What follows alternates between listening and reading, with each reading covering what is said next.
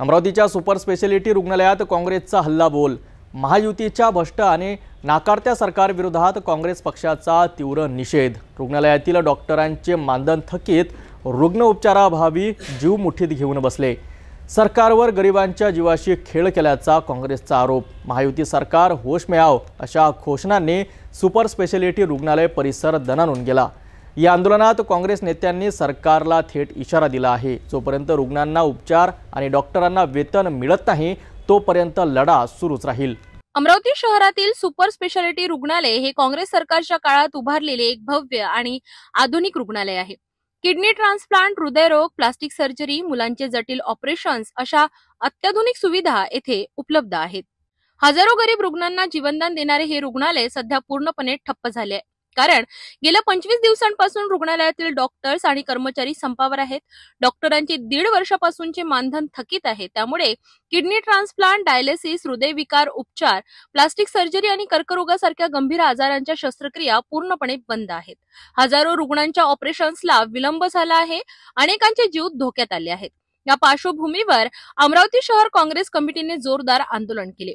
Super speciality रुग्णालयाच्या आत आंदोलन करताना काँग्रेस पदाधिकारी आणि कार्यकर्ते सरकार विरोधी यांनी घोषणा दिल्या। रुग्णांचे हाल करणाऱ्या भ्रष्ट सरकारचा निषेध असो, डॉक्टरांच्या पैशांवर डल्ला मारणाऱ्या सरकारचा निषेध असो, देवेंद्र फडणवीस होश में आओ अशा घोषणांनी रुग्णालय परिसर दणाणून गेला। काँग्रेसने स्पष्ट मागणी केली आहे की डॉक्टर व कर्मचाऱ्यांचे थकीत मानधन तातडीने द्यावे, सर्व शस्त्रक्रिया व उपचार त्वरित सुरू करावेत। अमरावती शहरातील आरोग्य, रस्ते, स्वच्छता यांसारख्या मूलभूत सुविधांकडे सरकारने तातडीने लक्ष द्यावे। भ्रष्टाचार थांबवून जनतेच्या हिताला प्राधान्य द्यावे।